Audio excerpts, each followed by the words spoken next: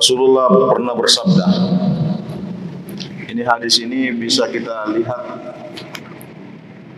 di beberapa referensi hadis.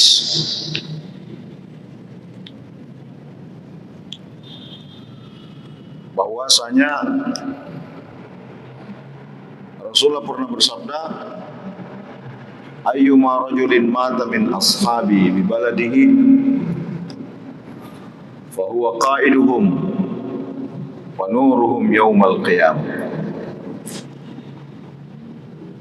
Siapa saja di antara sahabat saya yang meninggal di kampungnya. Jadi sahabat-sahabat yang sudah menyebar ke beberapa daerah, ada di Syam, ada di Yaman, bahkan di luar negara Arab, seperti beberapa tabi'in, bahkan sahabat melakukan dakwah bukan hanya di negara Arab,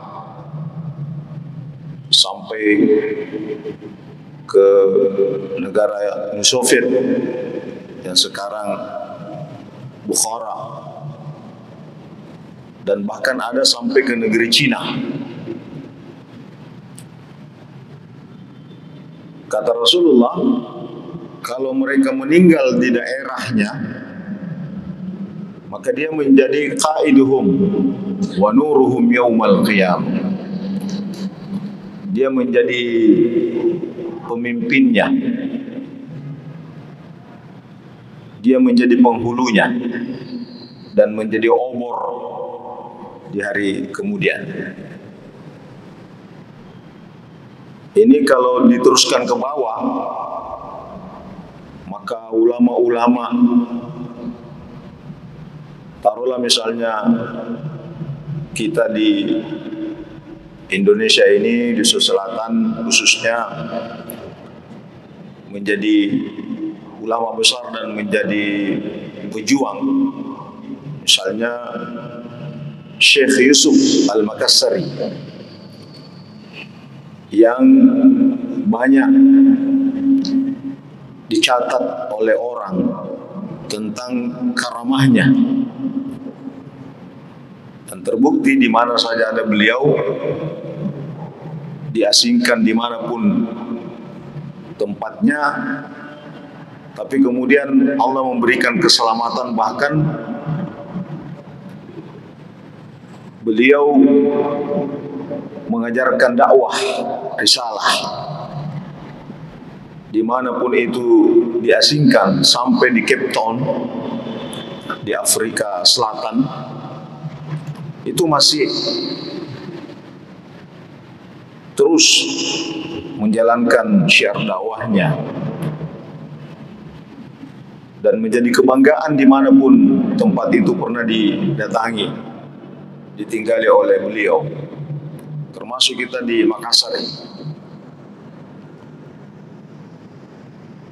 Nah, itu bisa saja kalau berdasarkan riwayat hadis ini, maka menjadi qaiduhum wa nuruhum yaumal qiyamah. Ada yang menjadi obor orang-orang Makassar. Begitu juga di Jawa. Ya, banyak ulama-ulama yang dikenal, misalnya ulama 9 yang disebut dengan Wali Songo, karena jeripayahnya para ulama-ulama.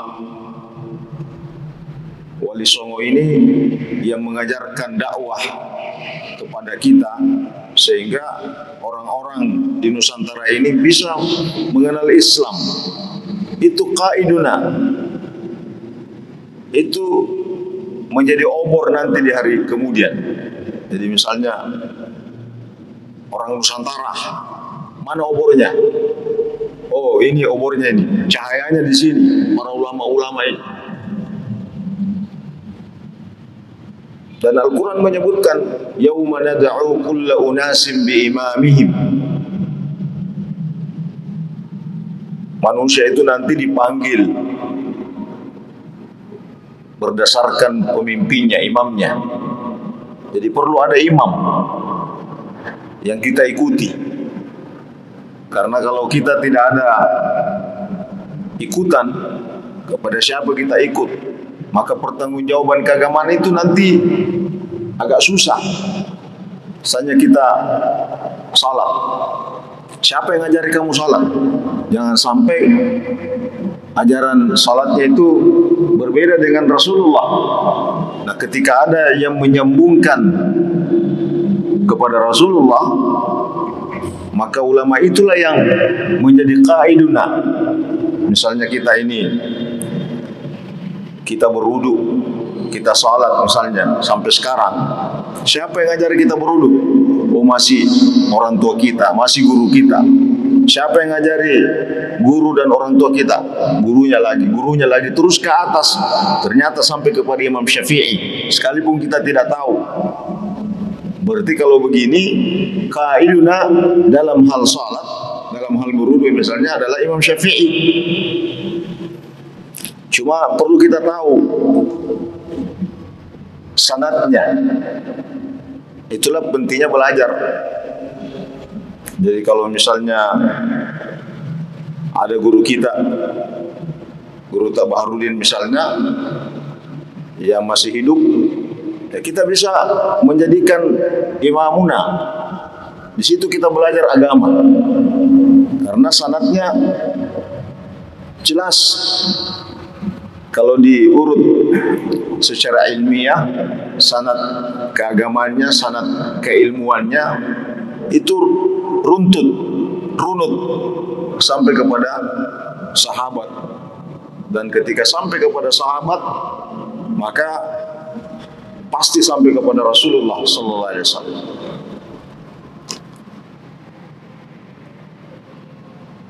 Nah, ini pentingnya. Orang-orang seperti ini itu bukan hanya hidupnya bermanfaat, tapi juga kematiannya masih bisa bermanfaat. Karena mereka sesungguhnya tidak mati. Ayat mengatakan, wala taqulu fi sabilillahi amwata. Jangan kalian berkata orang yang mati fi sabilillah, matinya baik karena memperjuangkan agama. Ulama-ulama misalnya seperti Syekh Yusuf Al-Makassari, itu hidupnya sepenuhnya untuk agama. Hidupnya seluruhnya untuk Islam. Maka kematiannya itu adalah sesungguhnya hidup. Wal ahya'un 'inda rabbihim yurzaqun. Mereka itu hidup, hanya berpindah tempat.